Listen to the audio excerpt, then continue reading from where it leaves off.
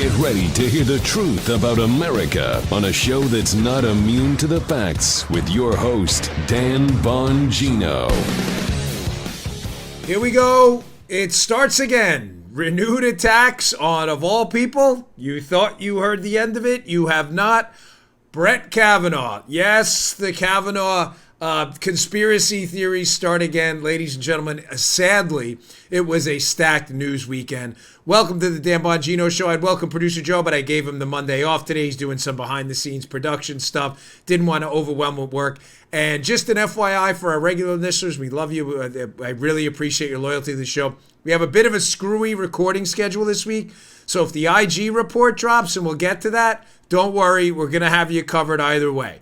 But I've got a surprise announcement I'll make at the end of the week or so. Some good news, nothing over, but you want to stay tuned for it. But it's kind of tinkering with our recording schedule. Let's get right to it. Got a stacked show for you today. Today's show brought to you by our friends at Ollie. Ollie, the best dog food out there. But I don't even want to call it dog food because it's food. Because you could actually eat this stuff. It's that good. It's human-grade food. I'm not kidding. Ollie. Ollie. Your dog's health is as important as every other member of your house. So we love our pets, right? And it starts with what you feed them. But you know what's in your dog's food? Do you know? What about that like kibble garbage? What they call, my mother-in-law calls them the pepitos. My mother-in-law's dogs, we've adopted them. They don't want to eat that. Ollie puts dogs first with vet-formulated recipes and fully transparent ingredients to give your dog the healthiest food possible. They make fresh meals, fresco, with real ingredients that people can eat and deliver on a regular schedule.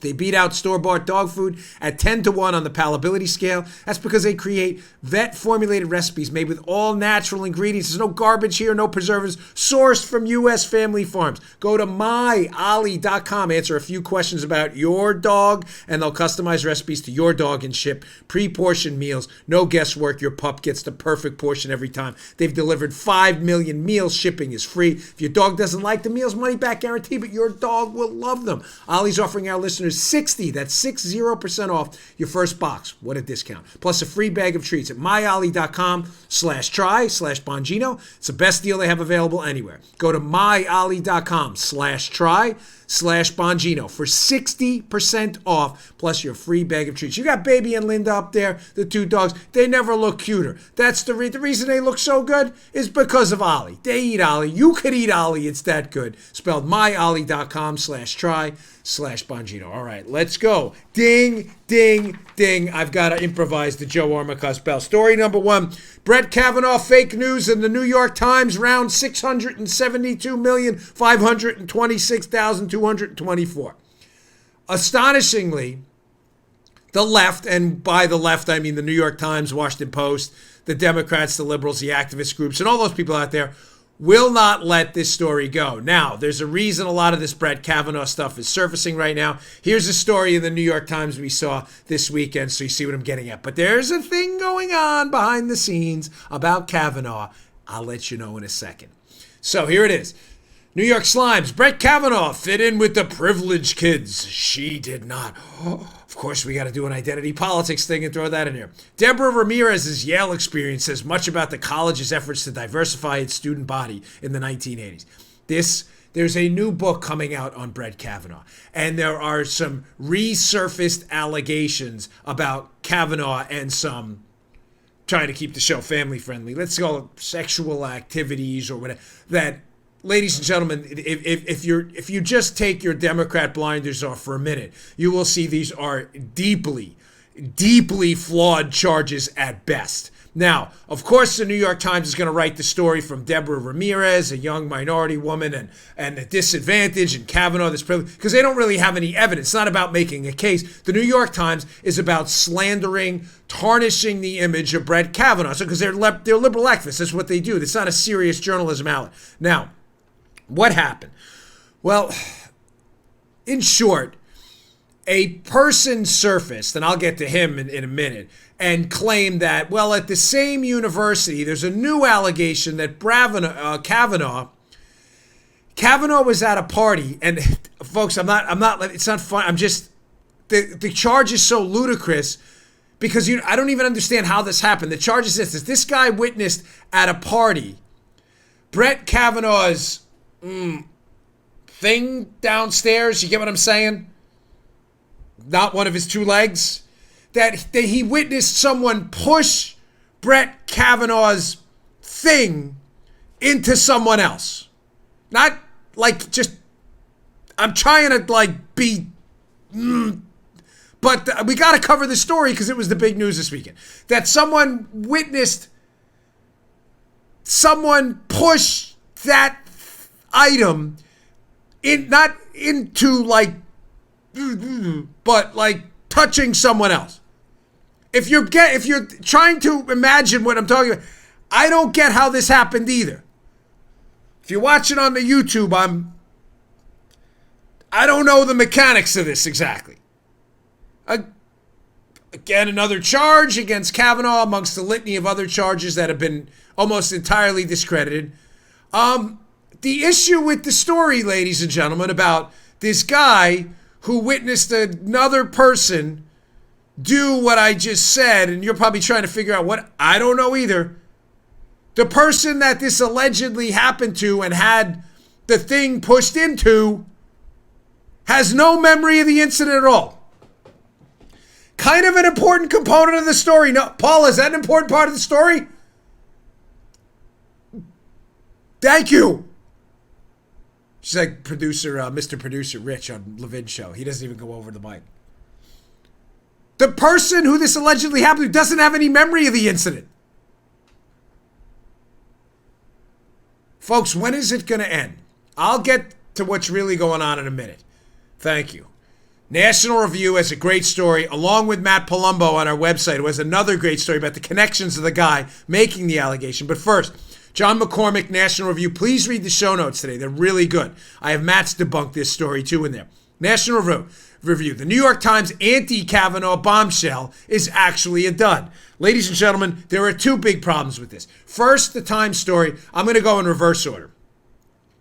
They're trying to claim now that the Ramirez story, which is a different story, that Kavanaugh exposed himself to this woman, Deborah Ramirez, that they're making into an identity politics story. National Review points out kind of a big problem with the Ramirez story, too. Check this out. Again, it never ends, folks. This is about the new book they're writing where all these allegations surface, right? The book isn't released until Tuesday, but the excellent Molly Hemingway, by the way, got a copy, and she writes on Twitter, the book notes quietly that the woman Max Stier, that's the guy alleging about the pushing of the thing into the person thing. The book notes quietly, the woman Max Stier named as having been supposedly victimized by Kavanaugh and his friends denies any memory of the alleged event. Omitting this fact from the New York Slime story is one of the worst cases of journalistic malpractice in recent memory. Folks,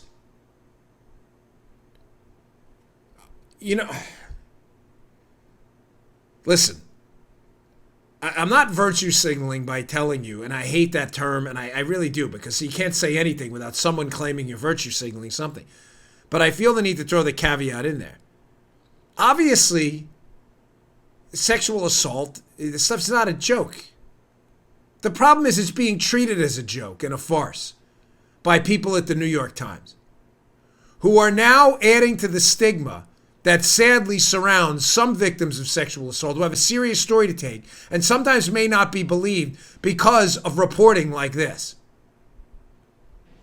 You think it's an important fact to note that the person, this guy Stier, oh, by the way, we have an interesting connection to him and the Clintons in our Debunk This. Max Stier, who's been a noted rival of Brett Kavanaugh for a long time. And by the way, he's been curiously underspoken about this incident since he reported it to the FBI during the background check. You think it's important to note that the guy who reported this incident against this person, that the person who it allegedly happened to has no memory of it? Folks, what's happening to Kavanaugh is a cosmic disgrace I have not seen in my lifetime. Well, I shouldn't say that. I remember Clarence Thomas. And of course, always led by horrible, awful people who claim to be liberals. They're not liberal at all. They're tyrants. Paul, is this making sense, this story? I don't have the audience on Ombudsman Joe with me, so I need your feedback. You get what I'm... Okay, there's another allegation in the story from the National Review piece. Check this out. This is the Ramirez story. I said I was going to do it a bit backwards. Ramirez is a different story. There's been some allegation that Kavanaugh exposed himself there, but the National Review has an interesting take on this too. We already knew before Kavanaugh was confirmed last October that the corroborating source for Ramirez's claim, again, a different claim than the one Steyer put out there, the new one, that the source for Ramirez's claim, classmate Kenneth Appold, was not present when the alleged incident occurred. But Appold told the New Yorker he was 100% sure he heard about it from an eyewitness.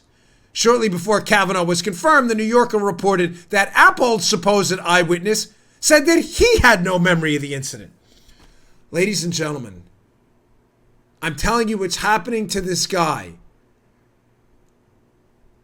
is really unfathomable. The moral stain on their country that we're allowing this to happen with our media. And, Trump tweeted out this weekend, and I agree with him. Kavanaugh needs to start suing people. I know he wants to take the high road. He's a Supreme Court justice. I get it. Listen to me. This is never, ever going to stop. So you understand the first story was made by a third party. The first story we talked about Steyer. This guy Steyer. He's not the victim. He says he knows of a person who was a victim of Kavanaugh, but the victim has no memory of it. Then we have this woman, Ramirez, who says, well, he exposed himself. Here's my eyewitness who says, well, I wasn't an eyewitness, but someone else told me about it. And the person he says told him about it says, I have no memory of that at all. Ladies and gentlemen, this is real. This is really being reported as journalism. Kavanaugh, I agree with Trump in his tweet, needs to start suing immediately for millions of dollars, life savings on people. And I get it. There's going to be liberals. These people are survivors. They shouldn't be sued. No, ladies and gentlemen, there are legitimate survivors of sexual assault that there have a serious case to make. Unfortunately, the evidence should drive the case. Everybody in the United States, no matter how evil the charge or allegation is entitled to a presumption of guilt and due process. This is out of hand right now. You have an eyewitness who's not an eyewitness, who says he heard it from an eyewitness, who says he wasn't an eyewitness. And then you have another case, a third party says it happened. The guy seemingly disappears, has connections to the Clinton atmosphere. And then all of a sudden shows up again, leveling charges against Kavanaugh about an incident that the victim of the incident says they have no memory of. Kavanaugh needs to start suing the living daylights out of everyone who does this. It's outrageous. You are destroying due process in this country and the credibility of legitimate survivors of sexual assault and people who have been sexually harassed and assaulted. You're destroying it because you're not adhering to the standards of journalism. You're adhering to the tactics of the liberal activist crowd, and it is deeply disturbing. Now, I said I'd get to this. What's really going on? Two things. Number one, ladies and gentlemen, Donald Trump, before the end of this term, there's a possibility. Don't read into this at all. I don't have anyone's health records. I'm not a McCabe guy. I don't wish ill health on anyone. You saying so is a lie. I'm simply suggesting to you what I'm hearing from liberals, not conservatives. There may be another seat that opens up. May. It's very likely there'll be another Supreme Court seat that opens up if Donald Trump is reelected. Follow me. There may be a seat even in this term. Again, I don't have anybody's health records. I'm simply suggesting to you the obvious. That there's a probability that could happen. The liberals are talking about this. They are terrified. Why are they terrified? Because right now, they thought they had lost through a conservative majority with the appointment of Kavanaugh. They thought there was going to be, at least for the temporary, a 5-4 conservative majority because we have 5 alleged conservatives and 4. The liberals, this kind of segues to part 2. The liberals have successfully frightened John Roberts into being the new swing vote. John Roberts is not really stuck to his guns and his principles on anything. He's no longer an originalist judge. He's become kind of an activist in and of himself. Once in a while, you get a decent ruling out of the Chief Justice, who, of course, was appointed by George W. Bush. But he's become a big flop, and he's really become a politician. He's easily influenced. He's frightened by the op-ed columns. So the liberals have chalked this up for a victory, and their biggest victory yet was the citizenship question. Remember this one? Remember the citizenship question they wanted to put on the census? Liberal activist groups sued. John Roberts came out and unbelievably ruled, no, the Trump team was perfectly within its rights to add the citizenship question. We just don't like the reason. No good. The liberals, how did that happen? Now, you regular listeners to my show remember this story, but don't forget this. Roberts was likely going to vote for the rule of law and allow the citizenship question. The liberals started writing op-eds. They can frighten Roberts. He's not a very robust kind of like, I don't want to, his skin is very thin. I'll leave it at that. They started writing op-eds. If John Roberts rules against us in this citizenship case, he'll be discredited forever. And Roberts wants to go and eat and drink fine wines and eat foie gras at the DC cocktail parties, and he wants to be beloved by the left. The op-ed columns frightened him. My point here is it ties into number one. Put these two together. Paula, you have the audience ombudsman hat. Stop me if this doesn't make sense. Liberals know now that they haven't lost. They have a new Anthony Kennedy and John Roberts. So when they know on the hotbed issues, they will win in the court system. They know if another seat opens up, they're not going to get that with Alito. Thomas is the best one we've got. Gorsuch's been solid. Kavanaugh, wishy-washy, but generally pretty good. They know now that if they get another seat and it becomes 6-3, that the intimidating John Roberts is not going to do them any good. Oh, you get where I'm going with this? You see where I'm going? So now that they own Roberts through the op-ed columns, they're sending out flare, shoot the flare. They're sending out a warning signal to who? Kavanaugh. You're next, Brett. You want these charges to go away? You want these, you want to talk about thin gruel, no evidence charges that continue to appear can you imagine you have kids, you go to church every weekend and you have to read in the paper about charges about you exposing yourself and you're touching something, and there's never an eyewitness and the eyewitness isn't the eyewitness and the person who would... Can you imagine this? How embarrassing this is for this poor guy?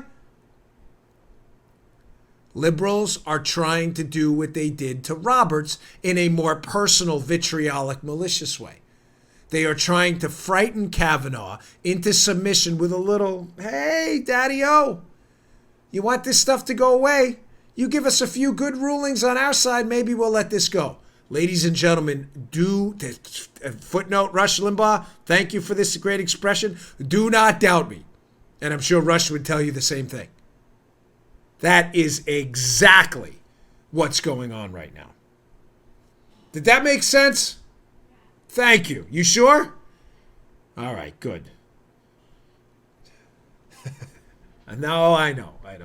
All right, I got more news for you. Don't go anywhere. The IG report has been concluded. That does not mean it's going to be released anytime soon. So everybody stand tight on that. I'm going to get to that in a second. Also, I don't want you to be misled by some of the news you saw about Andy McCabe this weekend. The media is at it again. There's a reason they're doing what they're doing about the McCabe story. Stay tuned. I got a lot more ahead. Today's show also brought to you by one of my favorite sponsors, saved me and my health. I had another up and down weekend on the mats with my Brazilian Jiu-Jitsu class and grappling. I rolled with this younger kid. I must have outweighed this kid by 50 pounds. He's a white belt, 4 stripes. This kid was so fast. Ladies and gentlemen, I am just getting old. We did like a King of the Hill where they got to pass your guard. This kid is like lightning. I held him for about, 2 minutes or so, and I could. It was like chasing chickens from Rocky 1. I could not get this kid. He was too fast. He's really good, this kid. He's a competition kid. So he passed. I was upset. So I came home. My back was hurting. I got on my teeter. Thank God. I love this product. It is terrific. It's an inversion table. I can't say enough about it. Teeter uses gravity. You hang, you turn upside down. It uses gravity to decompress using your own body weight, your spine. Let all those nourishing body fluids get into those discs. Oh, for me, it's been a lifesaver. I've had problems with my back and my shoulders. I decompress twice a day for a few minutes each day. It helps my shoulders, my hips, and my back. I love it. I can't say enough. I got a really fantastic review. You know, I'm going to tell Tito, we should incorporate the email we got into this read. It was so great from a listener who said, this thing changed my life. I had back pain. Teeter was absolutely great. I feel like a new man when I get off it. Some products I use regularly. Some products aren't for everyday use. This one I use twice a day, the Teeter inversion table, and over 3 million other people have put their trust in Teeter. They're the best known name in inversion tables on the market. For a limited time, you can get Teeter's brand new 2019 upgraded model of the inversion table, the Teeter Fit Spine. With Bonix accessories. It has these Stretch Max handles you can push and further stretch out those back muscles and get some decompression on those discs. Easy reach ankle system plus a free inversion program mat with 24 illustrated stretches and exercises in case you want to know how to use it. Teeter inversion tables have thousands of reviews on Amazon. They're rated at 4.6 stars. I give it my own personal 5-star rating. And with this deal, you get $150 off when you go to Teeter. Teeter, like a golf tee. Teeter.com/Dan. Teeter.com/Dan. Teeter.com/Dan. You'll get free shipping, free returns, and a 60-day money-back guarantee. You ain't sending this thing back. No way. 60-day money-back guarantee is absolutely no risk for you to try it out. Remember, you can only get the new 2019 Teeter Fit Spine Inversion Table plus a free inversion program mat by going to Teeter.com/Dan. That's Teeter.com/Dan. Check it out. You won't regret it. This stuff really got me through a rough weekend. But I did have some good moments on the mat, too. I said it was up and down. I pulled a slick arm bar on a guy. Good man, but he left his arm behind. And even though he knew I got that. Watch that left arm bar. I always go for that. All right. Moving on. Epic Times is a good report. Hear about the IG report, Michael Horowitz. The IG report, to be clear what it is, the IG is essentially the Internal Affairs Office for the Department of Justice. The Inspector General, Michael Horowitz, has been assigned to investigate the abuse of the FISA courts to spy on the Trump team. The report is done. But ladies and gentlemen, that does not mean we're going to see it anytime soon. I suspect we'll see it within a month to a few weeks, possibly. It doesn't mean it's going to drop today on Monday. Again, if it does, don't worry. Due to the screwy recording schedule this week, I will get to you with either a special edition or immediately get on the air. I'm not going to leave any of you behind. It's just important to me we put out a high-quality show. So here's the Epic Times piece. It'll be in the show notes. Please check it out. By Peter Schwab. IG report on alleged spying abuse against Trump campaign may still be months away. I'm not sure it's going to be months, but here's what's going on behind the scenes, folks. The FBI and DOJ are now in the process of determining what in that report is going to be classified and declassified for public consumption. Folks, I can guarantee you this is going to be a battle. Why? The answer is obvious. I don't need to spend a ton of time on this. You probably already figured it out. The FBI, I do not trust Christopher Wray. I'm sorry, the new director of the FBI. I don't know the man. It's not personal. He probably dislikes me because I've spoken out against him in the past. It's not my job to be his buddy. It's my job to get you what I believe to be the facts. Christopher Wray has clearly been an opponent of disclosure and transparency, and I believe the new director of the FBI is going to do every single thing in his power to make sure the FBI doesn't get a black eye in this report, and they're going to try to redact as much as possible. Remember that story we discussed a few weeks ago, that NCIS report on the whistleblower, where they redacted the word not? Remember that? They're like, there was classified information when it actually said there was not classified information, and they redacted the word not. So this is the kind of stuff we're going to be expecting. Now, having said that, to leave you with some good news before I move on to McCabe, I don't think Bill Barr is going to have that. If it's a legitimate national security reason, the burning of a source, whatever it may be, fine. But Barr is going to scrutinize that, I'm sure of it. Again, I don't trust anybody fully, but I think Barr's done a decent job, and his commitment to transparency far supersedes that of Wray, who I don't believe has any commitment to transparency at all. He just wants to make the FBI look good. That process is going to be a bit of a back and forth. I would expect it a couple weeks to a month, but could be longer. It depends on what happens, and I believe there may still be some information out there which, as people start to talk, could open up some other opportunities, if you know what I mean. All right, moving on. This is an important story. More news that broke this weekend, and I just don't want you to be misled. I've got a ton of stories to get to today. Today and tomorrow are going to be packed shows. A lot going on. Got some economic stuff, too. What else do I got here? Oh, the debate. I still got something on the debate I missed, so don't go anywhere. There's a media narrative out there this weekend on Andy McCabe. And the narrative out there, I want you to be sure you understand, is being done again for a reason. The media narrative is this. Andy McCabe's lawyer, I believe his name is Bromwich, who was involved, I believe, with the Blasey Ford case in Kavanaugh. I mean, I didn't intend to connect the two stories, but this guy clearly has some allegiance to left-leaning causes. The lawyer put out a statement saying, well, I thought we had a grand jury. Remember, we covered this last week, a grand jury impaneled on McCabe. If there was no indictment, then what, am I a client? What, he didn't do anything, so we should put it out that there was no indictment and we should all move on. Folks, this is such a... You tracking me here? McCabe's lawyer... And listen, McCabe's got the constitutional right to a solid legal defense. I'm not knocking his lawyer because he works for liberals. Lawyers can work for whoever they want. I mean, even John Adams represented people who, at the time, others considered suspect, one of our founding fathers. I'm not knocking this guy for getting an aggressive lawyer, McCabe. McCabe, unlike, I'm not a liberal, I'm a conservative, I'm not a tyrant. McCabe has the right of a presumption of innocence in a court of law and to an astute, smart, vibrant legal defense. But the lawyer's statement is nonsensical. The lawyer who put out the statement, McCabe, listen, you need to put out a statement. There's no indictment. You should move on. He has no idea what's going on. Grand juries, the proceedings are secret. He doesn't know that. Andy McCarthy has a complete dismantling of this must-read National Review of this nonsense. Andy McCarthy was a lawyer himself, a skilled one, and a brilliant analyst. National Review is getting a lot of work from us today. Why it's unlikely the McCabe grand jury voted against indictment. September 14, 2019, Andrew C. McCarthy, in the show notes today. Remember, the media is interested in getting this story out there in conjunction with McCabe's lawyer because McCabe is anti-Trump, doesn't like Trump. The media hates Trump, and they're not doing journalism. So they're trying to put public pressure out there to speed up the Department of Justice to make this whole Andy McCabe thing go away because it's going to look bad for the anti-Trump conspirators. Does that make sense? Audience ombudsman? You get it? You're not paying attention to me out there. You're not, right? You're not paying attention. You're not, I can tell you're not. See, when she answers, I nod. When she doesn't, I sit here and look confused. So that's the story. The Bromwich and McCabe legal team, they want to make it appear that Andy McCabe did nothing wrong. Folks, this is nonsense. There are a couple of points in this McCarthy piece. I'm going to give you the inside baseball on what really happens with grand juries. Grand juries are not juries. It is not a trial.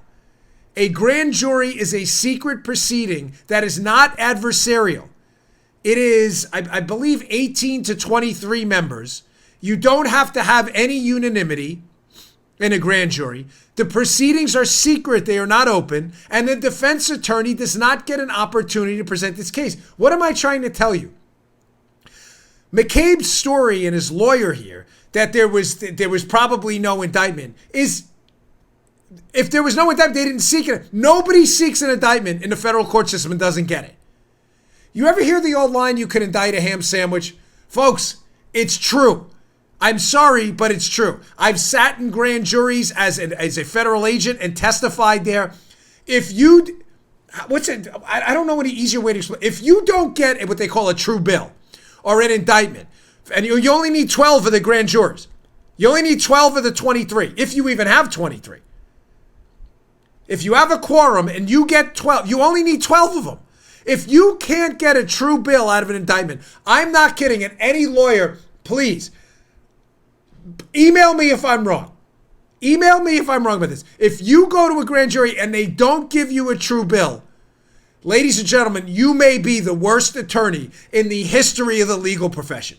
I do not know of a case I worked about 20 to 25 as an accessory agent and the case agent.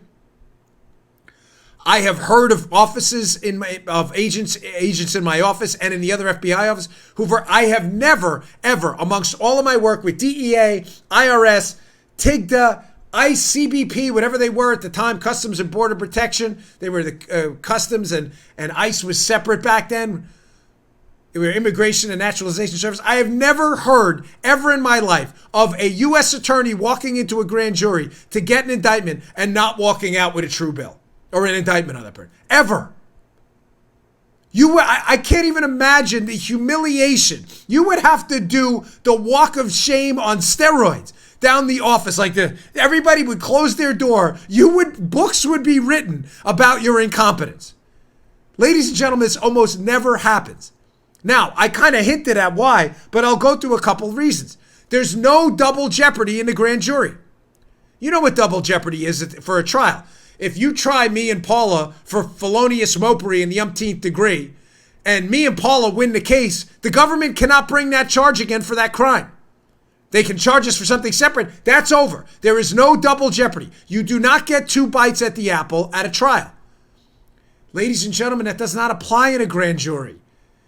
You can go back as many times as you want and try to get that indictment. So this is why this story is so ridiculous. Not that there's been no indictment. That the jury would have turned down an indictment is absurd. The attorney will just go back and ask the jury what they're missing.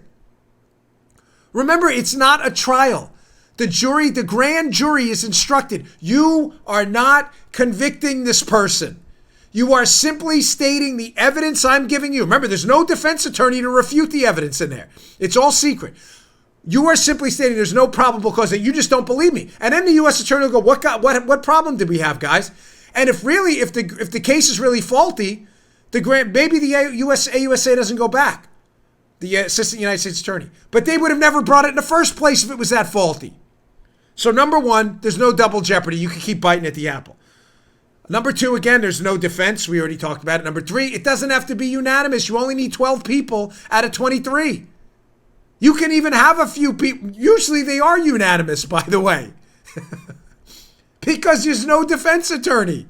You just walk in there and tell the story you want to tell. You can't lie, obviously. When you're a federal agent, you go, I think this guy did it for this reason. I swear this is true. Another big deal about this, about the McCabe, what I believe is fake news story. There may have been an indictment. It may have been sealed. Just because there was no public announcement of an indictment this weekend doesn't mean McCabe's scot-free. It could have been sealed because they're working on other cases.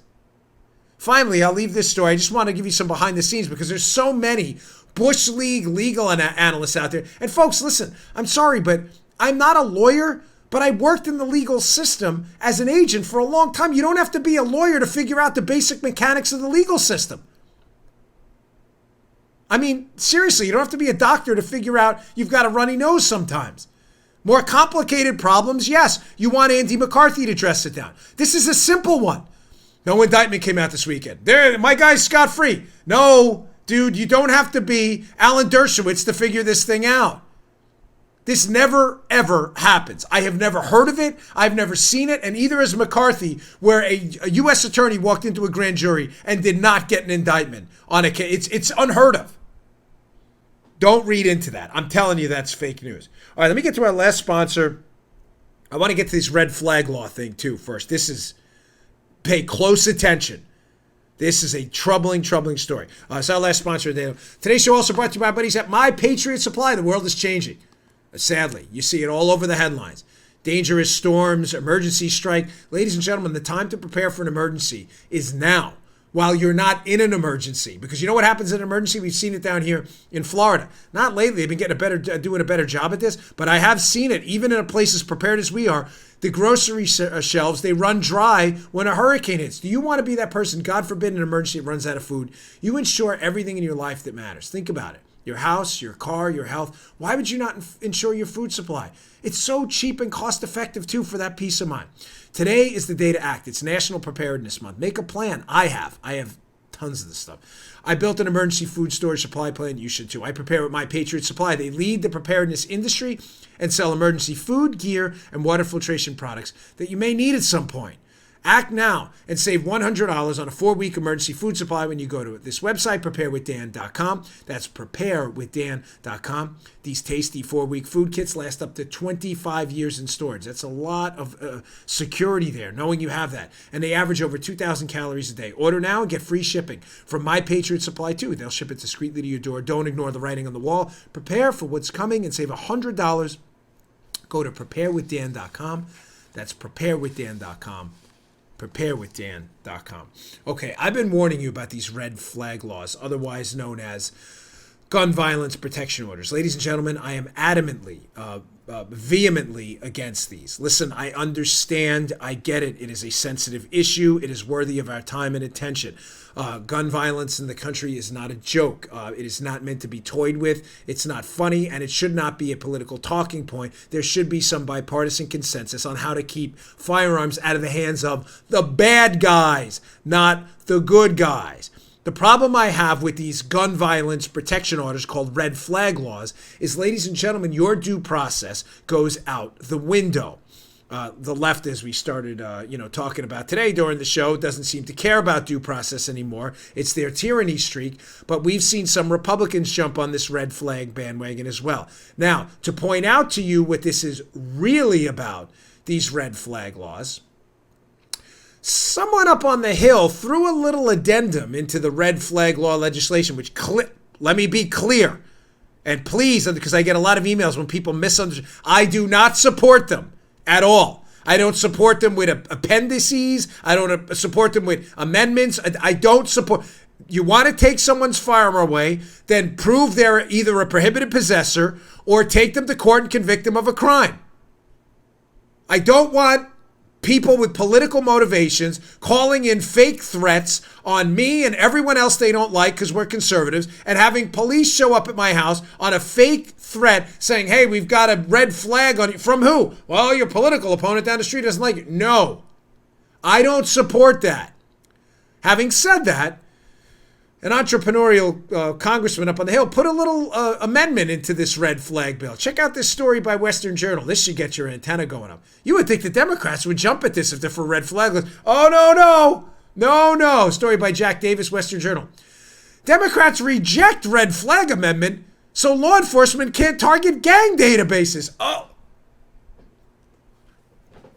Red flag laundry on the field, folks. This play needs review. So let me get this straight. Again, I do not support red flag. I don't care what's in there, period. But if you're going to put the Democrats on the spot, this is an interesting way to do it. Some entrepreneurial congressman says, hey, I got an idea. We're going to do this red flag law. In other words, you can say your neighbor's some kind of a threat and get his guns taken away, despite the fact you can't convict him of a crime. I think we should be able to target gang members and use the gang database. The libs were like, wait, time out. No gang members. No, why? I thought you wanted to curb gun violence. So you're suggesting that red flagging people, we just drew the red flag. Here, we need a soccer card red flag. Red flag, you're suggesting red flagging dangerous people will stop or reduce gun violence significantly, yet known gang members, and they have due process too. I'm just telling you because I don't want to get emails that misinterpret what I'm saying. But you're suggesting known gang members who, if anybody has a probability of using a gun in a violent act, they're gang members. You're suggesting they should be exempt from this. Why would they do that? Paula, do you know why? I'll tell you, don't worry, my dear. I will tell you why. She said no. Because that switches the narrative for them, folks. Oh, yeah.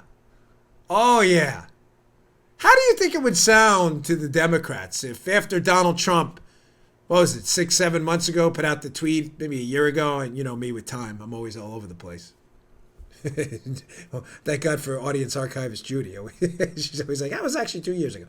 Remember that tweet about MS-13 gang members and how we should secure our borders because we have gang members coming across the border? Remember that? That narrative didn't work so well for the Democrats. Why? Because they love open borders. They've always loved open borders. They don't believe in borders at all. The Democrats ran from that tweet. Remember them defending MS-13? Ladies and gentlemen, can you imagine how bad it would be for red flag laws if the government opened up the gang database and we found out that, let's say, 15 or 20,000 members of gangs, MS-13 included, were all in the United States, were potentially here illegally, and were being red flagged? All of a sudden, that red flag law isn't the same narrative you thought it was. Remember the narrative. Donald Trump is an evil, awful person.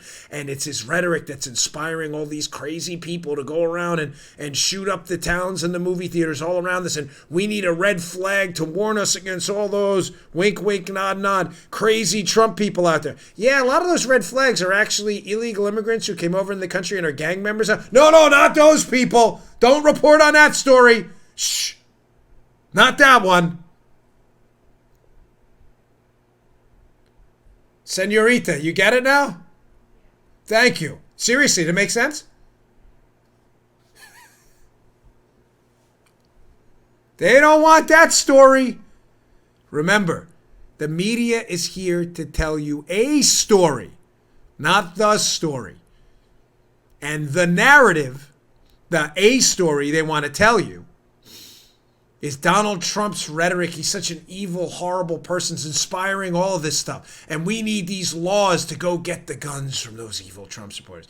Actually, a lot of those people are gang members who may be in the country legally. Well, no, we don't want that. That's a law and order narrative. That fits into the pro-Trump. We can't have that. We're not here to do journalism. We're here to do activism. Liberals. Liberals are not here to stop gun laws. This is not a fake news story, by the way. This is a story about liberalism and the curse it's become. If you really support these things, gang members should be the first people you target. They get an exemption? You must be kidding me. Always peel the onion, ladies and gentlemen. There's always a story here. Always a story beneath the story. All right, moving on. I saw a really good story in The Economist. They print a lot of left-wing garbage, but they occasionally have really good stuff that I'll read and look into. I enjoy some of their stuff. They had this great piece up, just kind of a quick aside on, I love economics and productivity and how we become wealthier and why we're the greatest country on earth and an economic powerhouse. And a lot of times my economic stories can be rather macabre and down and desperate and reek of despair. The debt, it's out of control. It is. The debt is out of control. But and we should worry about it. And I talk about it all the time, and I don't think we're going to be able to pay our way out of it.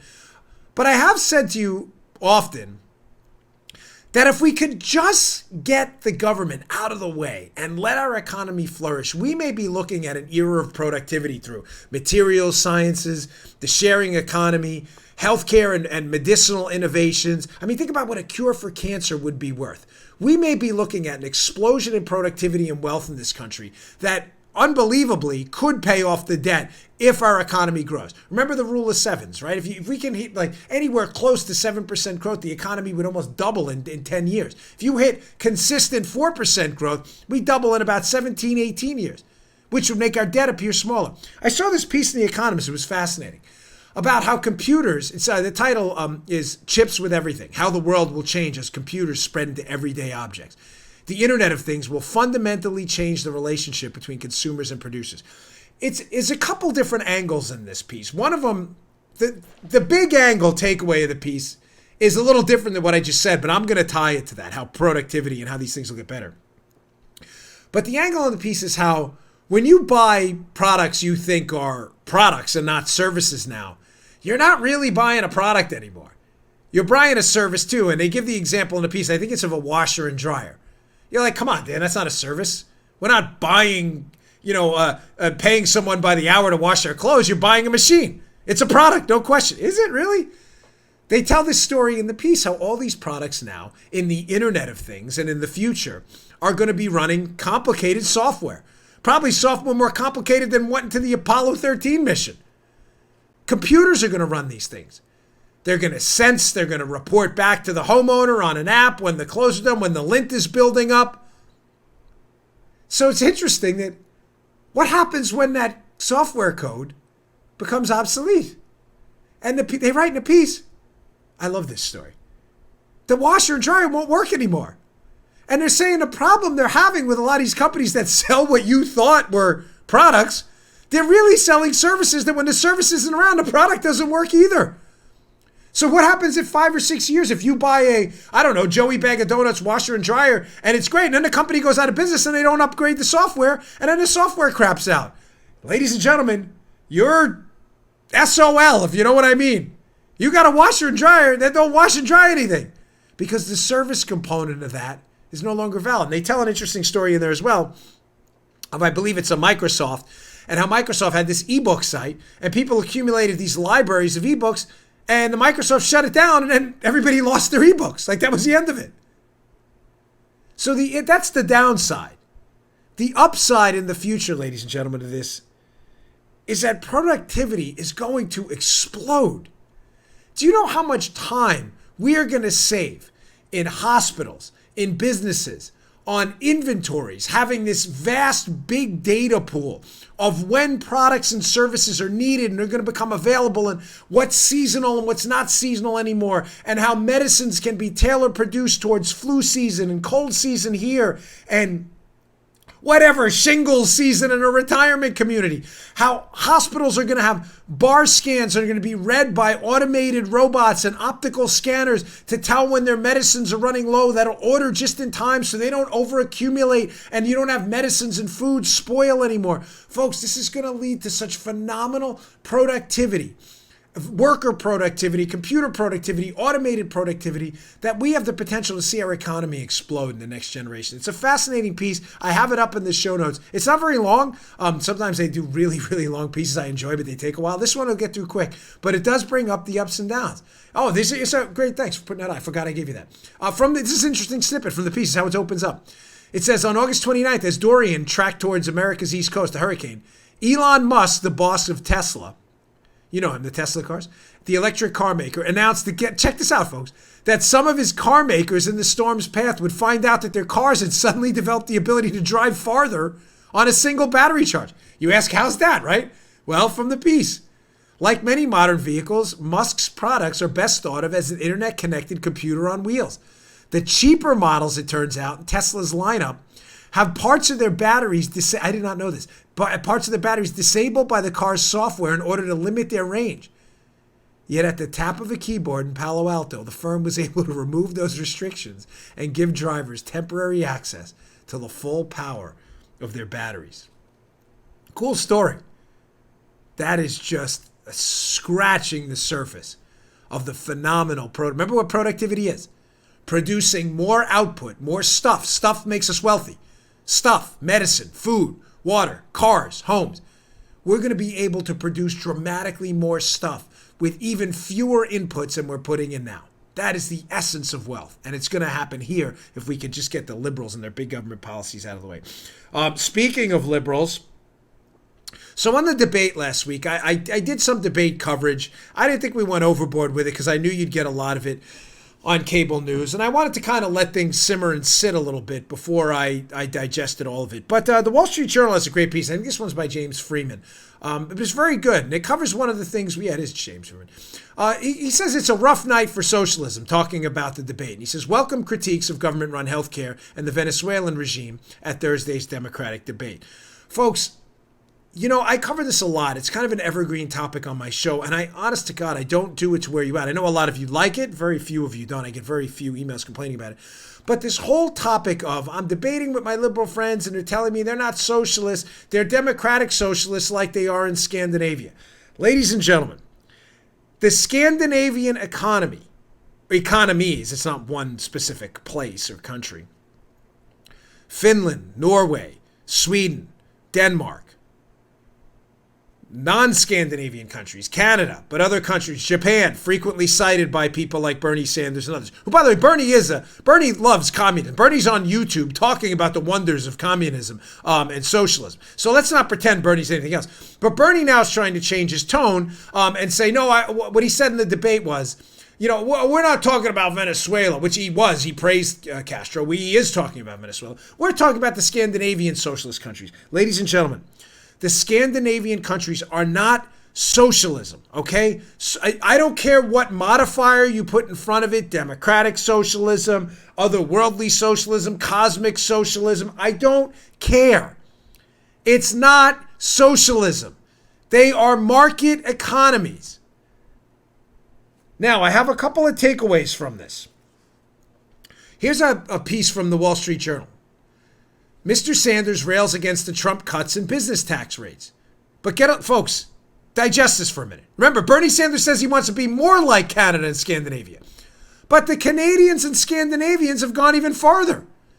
Even after the 2017 Trump tax cuts, the combined state and federal corporate income tax rate in the United States is still higher than the rates in Canada, Denmark, Norway, and Sweden. What? So is Bernie arguing for a tax cut? Folks, is anything I'm saying here unreasonable? Listen, I know we have liberals who listen. Again, you're always welcome here. I wish some of your stuff wasn't so silly all the time. But I'm asking you a common sense question. Bernie, who's already praised Venezuela and praised communism in the past, is now saying, no, that's not what I want to be like. I want to be like Denmark, Norway, Sweden, and Canada. Ladies and gentlemen, the combined tax burden there, when you look at the income tax and the corporate tax, are lesser tax burdens than we have in the United States now. So what are you suggesting? We should lower the tax burden? Now, to be fair, some of these economies have value-added taxes, and when you look at the percentage of their economy that is removed in taxes, yes, some of them pay a higher tax burden overall. But ladies and gentlemen, that makes my point, not Bernie's. Why? Put up that portion of the piece again. The Heritage Foundation's Index of Economic Freedom ranks Canada as the 8th freest economy in the world, with more economic liberty than the United States, which ranks 12th. Is Bernie lobbying for that too? The Scandinavian countries are all in the top 30.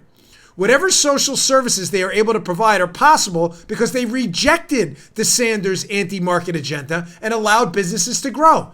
A couple of takeaways here. I didn't miss where I was. I wanted to put that out there first.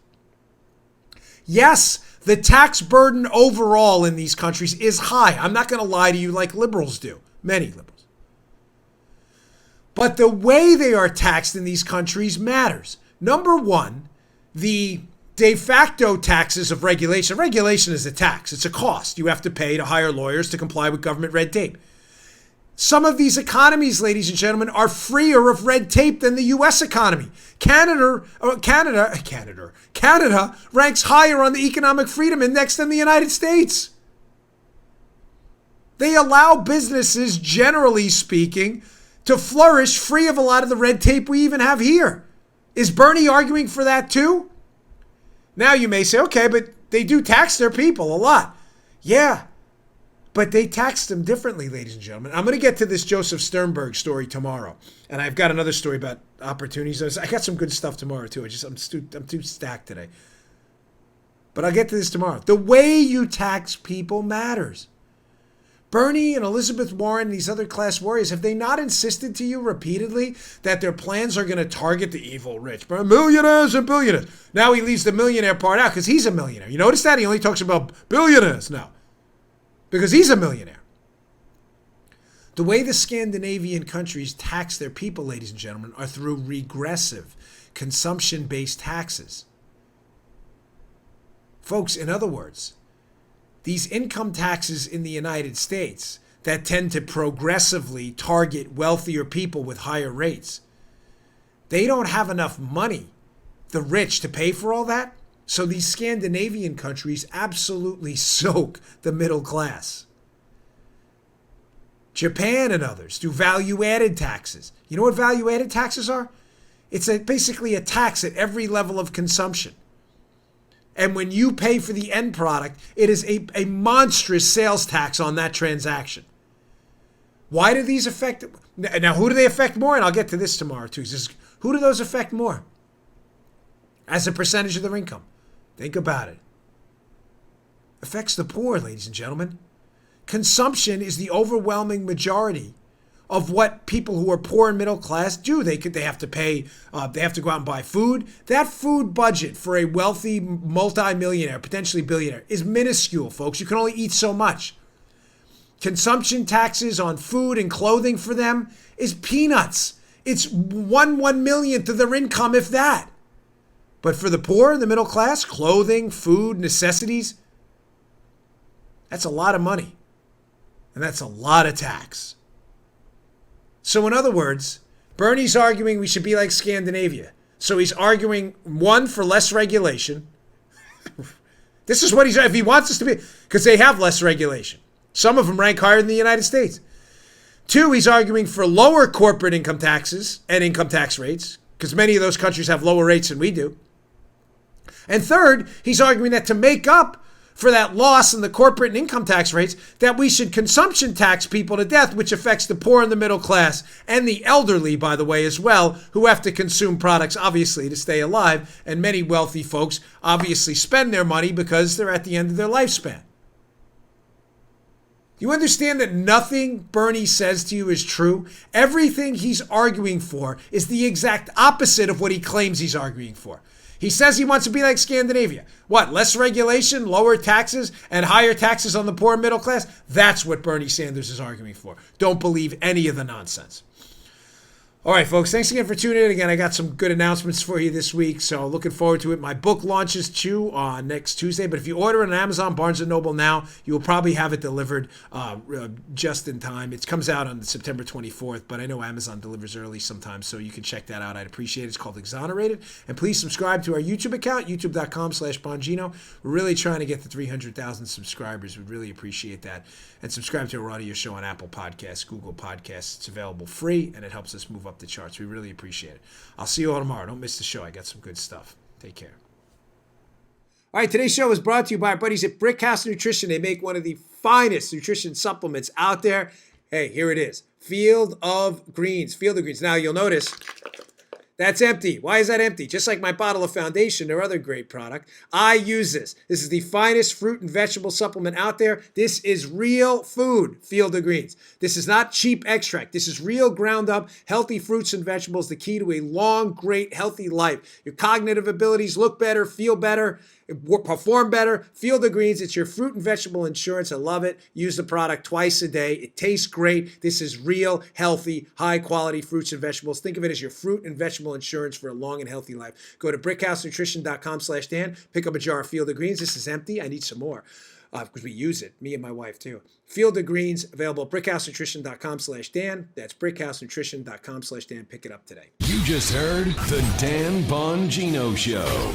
You can also get Dan's podcasts on iTunes or SoundCloud. And follow Dan on Twitter 24/7 at DBongino.